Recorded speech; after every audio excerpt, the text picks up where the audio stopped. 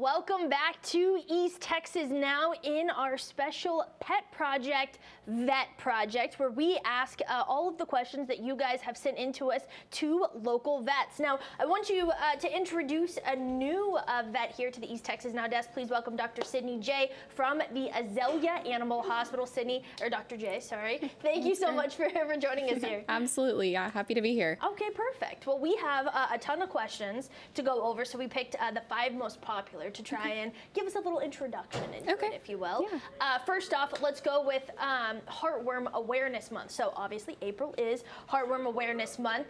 We've all seen the mosquitoes that start growing in numbers, and it feels like by the hour they're getting thicker and thicker, which means in a way that some pets are more at risk of catching heartworm disease. So how can you explain to our viewers about the process of how pets get heartworms, first of all, and then how we can do our best to prevent it from happening? Yeah, absolutely. So heartworms are such an important topic. They are a really, really big problem, especially in our local area. So as you kind of already mentioned, pets get heartworms from mosquitoes. So as much as 1 or 2 mosquito bites when your pet's just going outside to go to the bathroom at night, those kinds of things can transmit heartworms to them.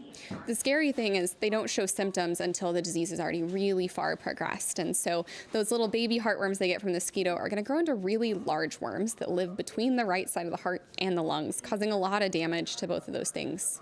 The good news is heartworms are super easy to prevent. So we have a lot of commercially available heartworm preventions, from an oral tablet to topicals applied or even injectables if your pet's really hard to medicate. And we can give those things and they basically kill off the baby heartworms before they have a chance to grow into those adult worms and really, really damage your pet's heart and lungs. No, that makes a lot of sense. The picture that's painted about heartworms growing in your heart makes me feel so queasy. I would never want to put my pet through it, and so I'm so glad that we're able to have so many different preventables, right?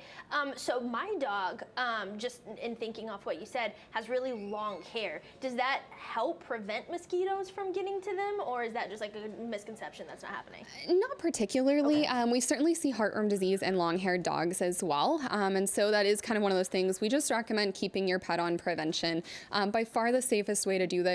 There's some really cheap and easy preventions, but unfortunately, if your pet gets heartworm disease, there is no easy way to get rid of it. The process is generally months long, pretty uncomfortable and difficult for both them to go through as well as you as an owner. So highly recommend just easy prevention. By far the best way to go for both your dogs and your cats.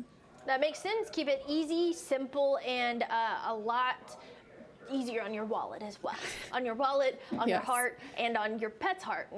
Okay, cool. So we have some other issues that pets deal with, some other diseases that pets deal with. Specifically, actually, there was some really the heartbreaking news that came down this week in 3 cats, right? State officials did confirm 3 cats actually died from a bird flu that was found here in Texas. So is this something that pet owners in general should be concerned about? Is this considered an outbreak? How can we handle bird flu? Yeah, in general, bird flu is not something that most pet owners need to be concerned about. It's pretty localized. If you'll notice, all 3 of those cats came from the same location and were exposed to the same infected cattle. So really, most of your dogs and cats are at pretty much no risk of bird flu. So it's one of those things I wouldn't worry too much about it. You know, if you ever see a sick animal, we recommend keeping your pet away from them, just in general, always a safe way to go. And if you are going to be in any different environments, traveling somewhere you haven't been or around animals your pet hasn't been around, feel free to always call your vet. We can always offer advice on, how to what preventative options you might want to go towards in order to help your pet out in those situations.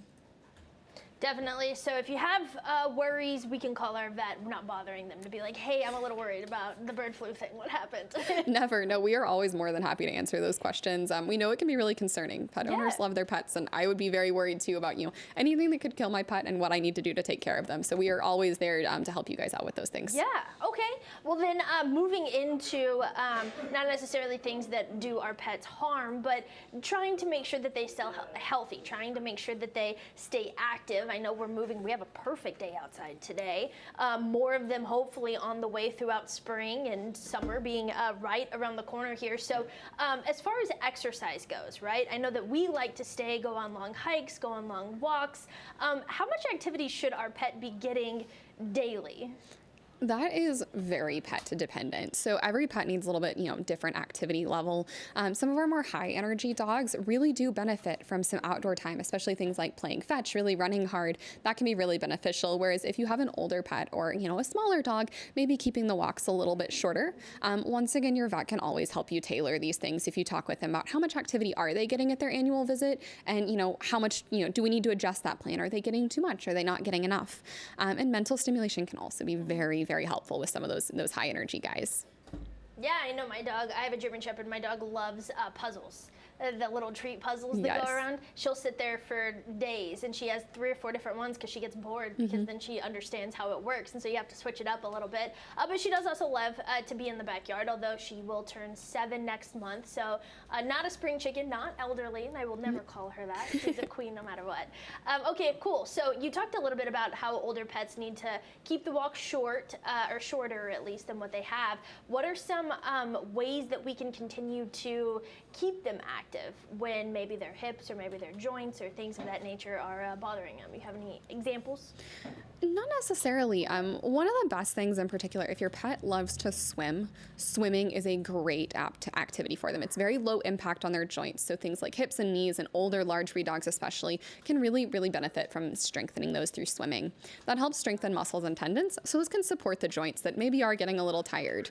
There are also definitely a lot of options, including some newer ones out to the market to help manage arthritis in older dogs, and help make them stay comfortable, so we can help keep them active for longer. One of the best things I recommend is really just letting your pet set the pace. So if you notice they're really dragging on walks, or they just don't want to play fetch, don't push them as hard. But if you do notice that's happening and didn't used to, talk with your vet. We have a lot of things that we can do, and the earlier we catch some of those things, the more we can do to help you. Makes total sense. All right, now we've talked about it a few times on our Vet Project segments here, the total solar eclipse. It's very soon, happening this coming Monday. Now, the historic event, only days away now, people are now wondering if they should take their pets along for the ride. Do you think that the pet should be a part of viewing the total solar eclipse, or do you think it might stress them out on the light to dark situation, as well as the crowds, and they should maybe sit it out and stay at home? Yeah, so definitely a good question. I typically recommend trying to gauge this also, once again, on your individual pet. I don't know that they're going to feel major effects from this, and they experience light switches and things like that, which to them may feel similar to an eclipse when they don't understand why the lights just went out. So may not bother them much at all, but it might, and certainly things like crowds and stuff like that can stress pets out. Some of them do well in the car, some of them really hate car rides, and so definitely judge that based on your individual pet. I don't know that they're going to benefit a ton from coming with you, but if it's something you take your pet with you all the time, I know my dog is always with me, that's one of those things that they may really enjoy coming, but if your pet usually stays at home, it's probably best bet to keep them there. That's such a good point. I did not think about the light switch going off and off. They're like, we do a solar eclipse every day, multiple times a day. And they just walk out of the room and everything goes dark, and you're like, well, I guess I just followed them to the next light.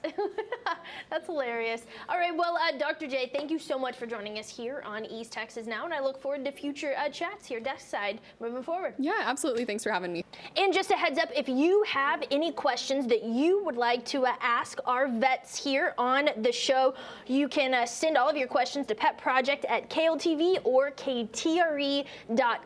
We get all of those questions into the newsroom, and then we'll be able to send them over to our vets every week, happening every Thursday right at 12:30. Maybe your question will be sent next week. So get them in, email them in, and we'll get them on over to our vets.